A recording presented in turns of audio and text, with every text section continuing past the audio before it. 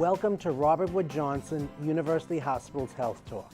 I'm Dr. Douglas Jashinsky of Robert Wood Johnson Physician Enterprises, Warren Internal Medicine. Sepsis is the leading cause of death in United States hospitals and the third leading cause of death overall. More people die of sepsis than prostate cancer, breast cancer, and AIDS combined. Yet, more than half of the Americans have never even heard of this disease. On today's show, we will learn more about sepsis, its symptoms, and its treatment options from Dr. Marc Milano, Medical Director of Robert Wood Johnson University Hospital Somerset Emergency Department, and Megan Allen, Performance Improvement Coordinator, Robert Wood Johnson University Hospital Somerset. Thank you both for joining us here. Pleasure. First, Dr. Milano, tell us a little bit about yourself, your background, and what got you involved in the emergency room department. Adrenaline. Completely about adrenaline. The emergency department is the most exciting part of the hospital for me, so that was a natural magnet for me. My background is, obviously, I went to medical school, and then I did my training at Newark Beth Israel in Newark, New Jersey. Afterward, I began working throughout several hospitals, but fortunately for me, I've been at Somerset for now 9 years, where I am the medical director of the emergency department. And tell us a little bit about yourself, and tell us what quality assurance and performance assurance is. Yes, I've been at the hospital for about 13 years. I am a nurse by background. In quality, we work with patient safety and help improve outcomes for our patients while they're in the hospital. Sepsis, something that most people don't even understand. They may have heard that word on ER or one of those medical shows. Tell us what sepsis is. It's so tough to describe. It's a concept. It's a vague thing that we need to try to make specific so we can educate people about it. But sepsis is the body's response to a serious infection. The infection can be any number of things, but sepsis is actually an over-exuberant response of the immune system to an infection of any kind. So we talk about things all day long that people can relate to, like pneumonia or the flu or a bad stomach virus. But sepsis is what can ensue due to an aggressive response by the body to fight that infection. Unfortunately, the body responds so exuberantly that sometimes the body can be injured in the process, causing swelling, inflammation, loss of fluid, and other things that then start to cause your vital signs to become unstable. So again, what sepsis is, it's an overall body, what the body does when there's some type of either severe infection, either some type of severe abnormality where it's over exuberant. I can tell you, I remember my first patient with sepsis where the PT, PTT were astronomically high, and even though they should have been clotting, they couldn't clot at all. I mean, really, it's when people hear the colloquial statement of their person's system started shutting down. That's really what sepsis is. It's an infection that has caused such an aggressive response in the body that the body betrays itself and actually starts shutting vital organ systems down, which then stop working well, and that's why you would see abnormalities in the blood work or other test results, or like I said before, in their vital signs. So the symptoms are going to include things such as possibly a fever or not a fever. Exactly. They're either breathing very fast or they're not breathing at all. Yes. That you can get a pulse or you may not get a pulse. You can get a heartbeat, you may not get a heartbeat. Right. So the biggest problem is really defining that the person has sepsis, and then it's not really sepsis itself, it's what is the cause of the sepsis, because we need to figure out the cause, reverse the disease in order to treat the sepsis. It's a race against the clock, ultimately, because like you said, Dr. Oshinsky, it's really both things we need to be concerned about. The sepsis needs to be addressed as its own entity, but the underlying infection, if untreated, will perpetuate the sepsis. So we really have to be thinking about both things at the same time. And again, minutes are of a crucial importance with something so serious. And septic shock? That's a progression. That's if I don't want to say if we fail at our job, but if the work is not done aggressively or quickly enough, or if the disease underlying the sepsis is so serious, it can progress to septic shock, which is that so-called organ shutdown phase where your blood pressure drops so much that you cannot pump the blood to your vital organs, and you start to see abnormalities across the entire spectrum of physiology in those cases. And the problem is this can happen in someone who has no disease process or someone who has multiple disease processes. Exactly. Unfortunately, even in labor, we can get sepsis. That's right. And in fact, that's one of the reasons why it's so important that women are followed up, taken care of when they're delivering the baby, because we want the outcome to come out correctly. Exactly.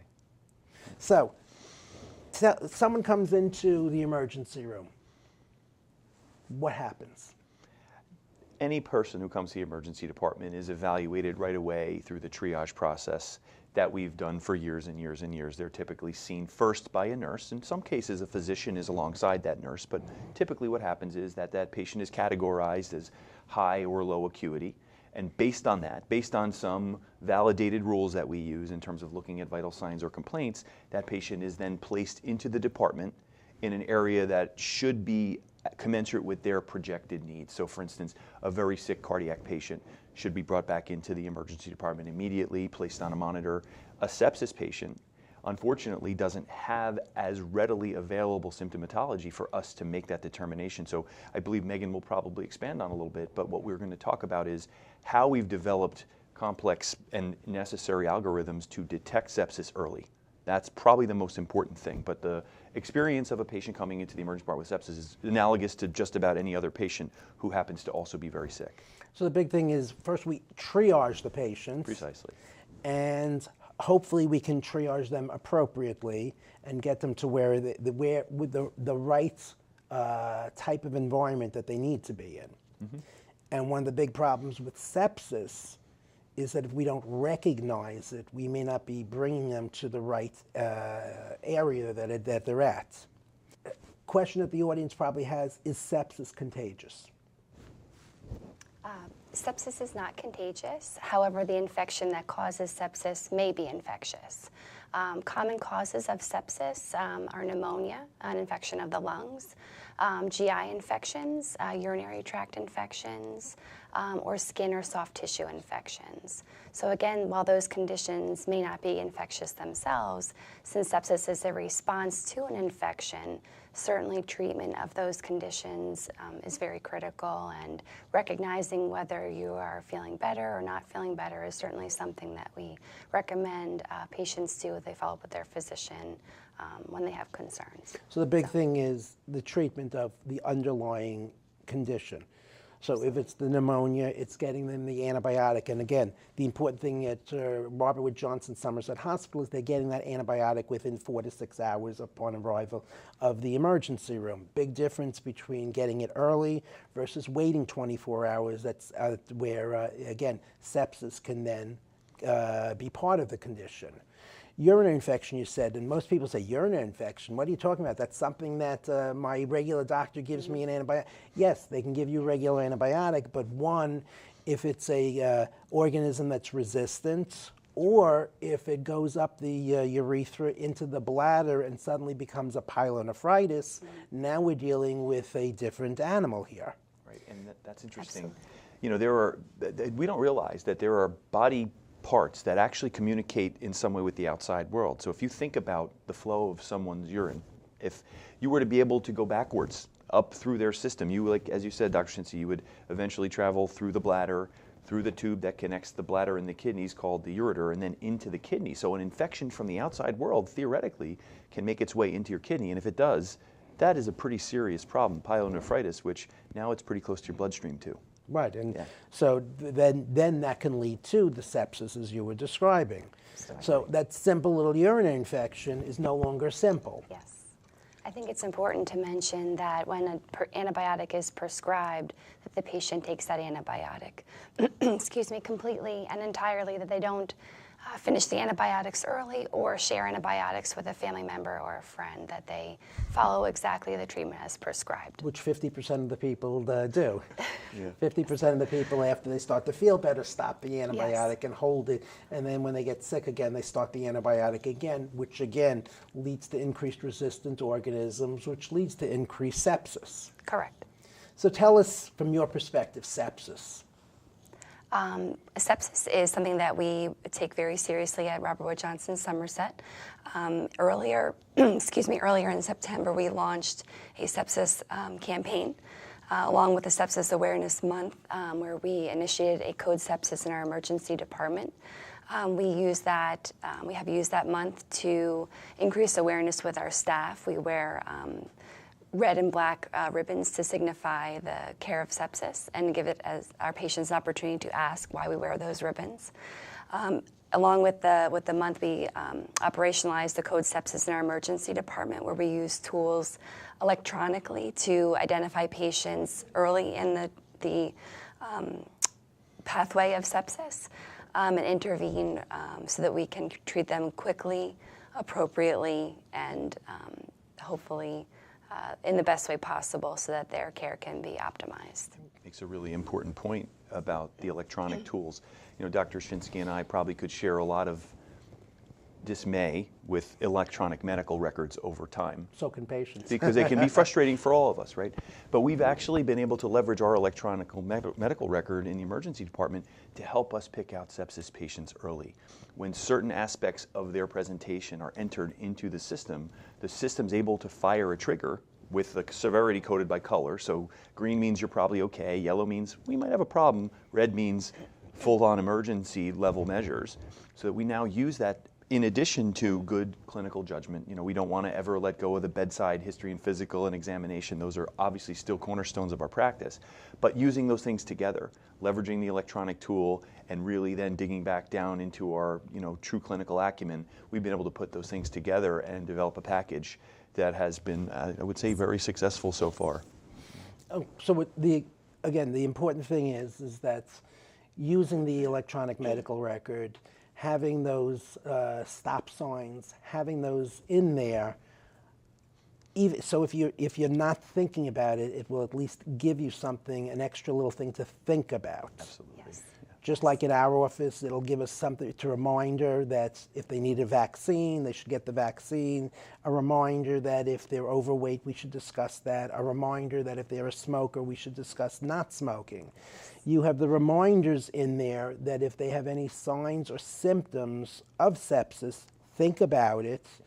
You may not, they may not have it, but at least think about it, because if you think about it, you're doing the next step, which may stop the process. Yes.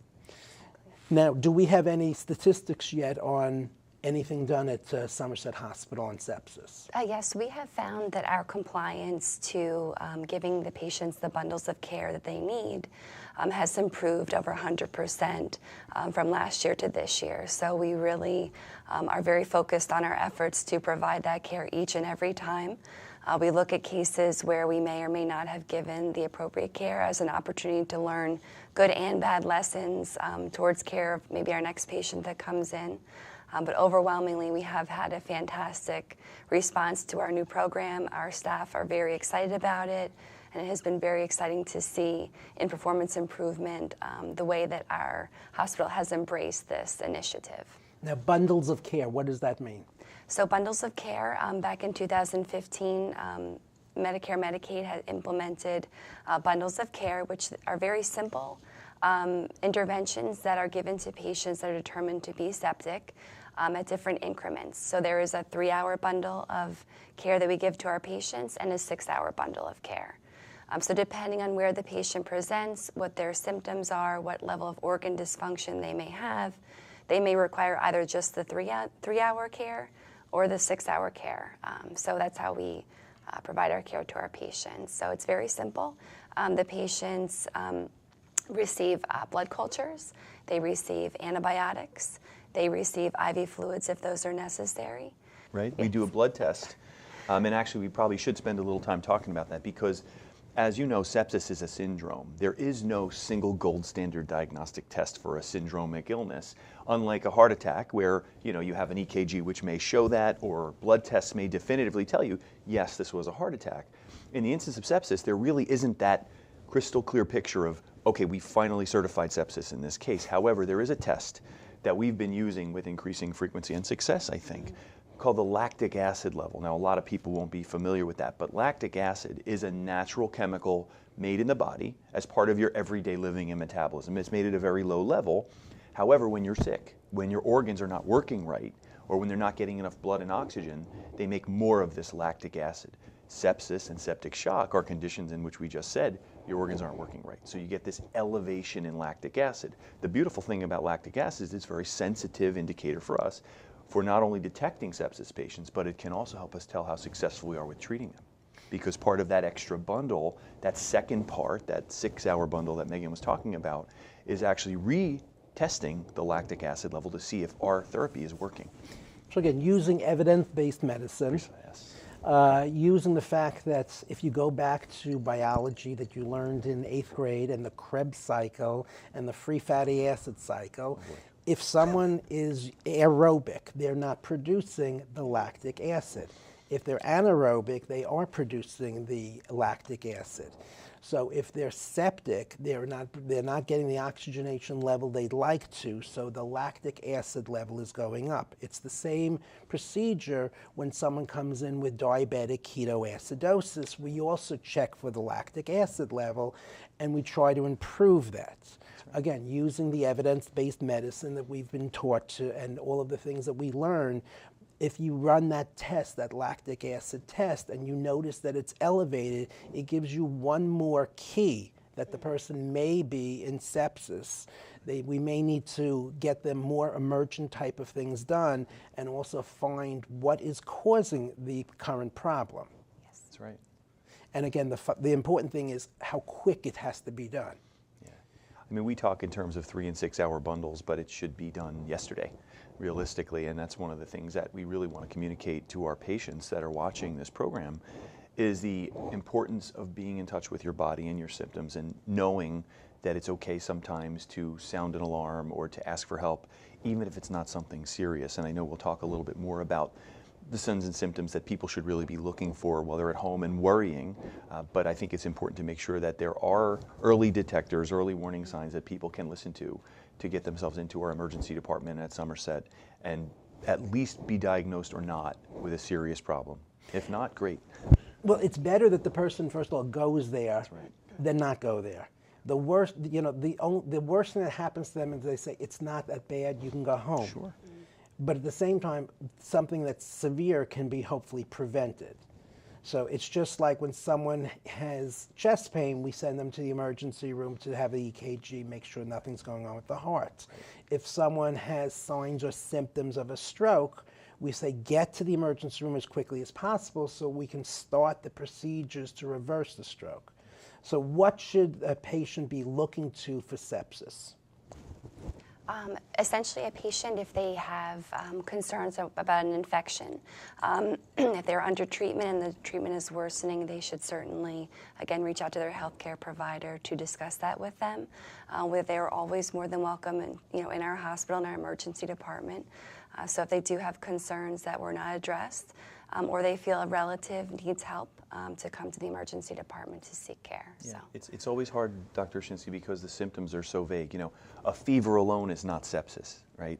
Diarrhea alone is not sepsis. Urinary discomfort alone is not sepsis.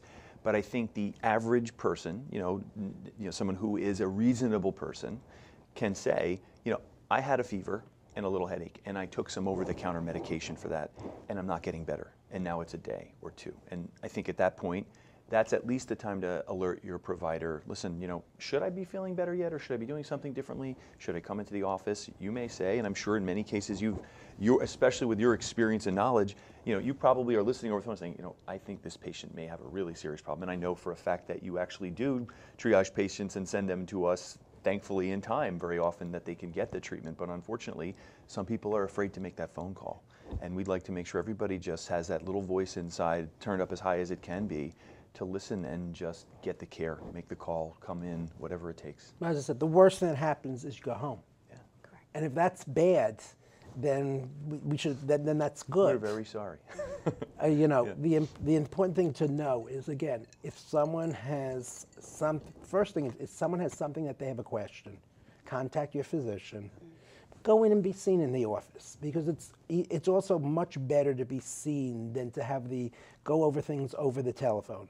One, your physician can actually see what's going on, and sometimes just a color change can make a difference. You see someone who looks gray and ashen, even though they don't feel it. Yeah. That's a big sign of symptom.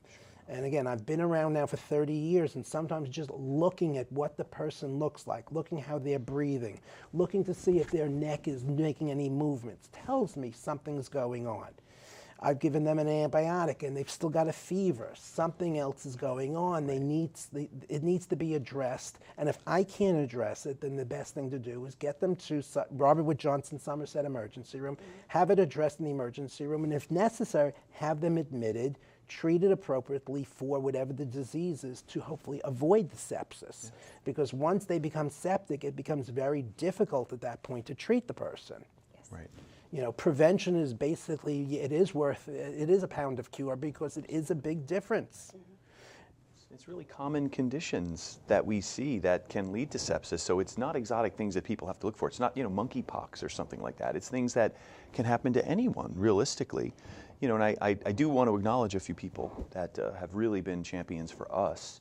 You know, Megan, certainly one that is probably never going to take enough credit for the work that she's done in the last year on this initiative. A lot of the tools that we have in place right now, both paper tools, electronic tools, and just the educational awareness of our nursing staff and physician staff was really through a lot of hard work she'll probably never want to take credit for. I also want to acknowledge Dr. Maffa, Sal Maffa, who's our CMO. I know you know him well, and he's really been a driving force for us throughout this process. And Dr. Michael Rodricks, who's the head of our intensive care unit, has also been a real champion, along with Dr. Chris Crean, our vice chairman of the emergency department. All without a team that big and that truly engaged, we would probably not be able to say we've improved our care 100% since this time last year. Well, Megan, first of all, congratulations. And thank you for all your help that you're doing. Also, everyone else that's been named, because it does start at the top of Robert Wood Johnson Somerset Hospital, that bring everything into perspective, help to improve the quality of care that we're giving, and give this community the same kind of care as if they were going to New York City. Everyone compares New York City hospitals as wonderful, wonderful, wonderful. You know what? It's so wonderful that I can send someone to Robert Wood Johnson Somerset, have the best of care, have it in a community setting, knowing that they're getting terrific care. At a hospital that's well known for giving good care. And if there's a problem, what I love is the fact that you've got the telemedicine down to Robert Wood Johnson Barnabas in New Brunswick, that they've got all of that stuff there. The other really crucial thing to keep in mind is we have the strength of a system now. You know, this is not just, you're walking through our doors at Robert Wood Johnson University Hospital Somerset, but really you've entered a healthcare system that can wrap its arms around your entire healthcare needs, your family's needs at every level. Geriatric, pediatric, neonatal. I mean, we pretty much have it all. Even if we don't have it within our four walls, we have a system by which we can transfer you relatively immediately to any one of the facilities that is better equipped to take care of you than we are. Well, not only that, but it's seamless also. You know, it's not going from this hospital to another, having to copy all of these forms, bring it over, and you're actually starting all over and you're 2 hours behind. That's right. You know, the fact that we have the telemedicine between the hospitals, and it's expanding. The fact that what you're doing over at Robert Wood Johnson Somerset is being done at the other facilities at Robert Wood Johnson Barnabas Health also, and what they do is being brought to us also, that you have minds that are bringing the intelligence and the quality of care to all of the facilities. Absolutely, that's a wonderful point. And I want to just mention that we have a very wonderful hand hygiene collaborative that is a very important and effective and easy way to help prevent infection, that's led by our Chief Medical Officer, Dr. Sal Maffa, and it's been a way to bring best practice throughout the organization and the system even to help prevent infection. And we always encourage our patients that if they didn't see their provider wash their hands prior to giving care, they go ahead and ask that they go ahead and do that. Well, it's not only in the hospital, but it also is in the physician office also. If you haven't seen your doctor wash the hands, you ask them. Because, again, going back to what we've learned in medical school is that prevents 90% of infections. Yes.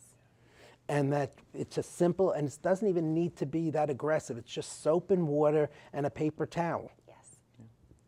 And I know that, again, in the emergency room, they had that whole campaign about washing hands, and that there was a tremendous reduction in infection rates. Drastic reduction. And if you can look at those curves, with increased hand washing, infections go down, and it's not subtle at all. It's really great proof of an initiative that's evidence-based, that has gotten cultural support from the organization, that has really impacted the lives of our patients. So the big thing for the viewers to know, sepsis itself is not the disease. It's what it comes from the disease. That if they have any kinds of signs or symptoms, one, seek medical advice. See your family doctor, see your internist, see your general practitioner. Get treatment, go into the office. I know it's a pain in the neck to go into the office, but it makes a big difference between whether they see you and talk to you over the phone. In 10 years, maybe we'll be talking about telemedicine from an iPhone or something like that, but right now, the best care is right now the hands-on care.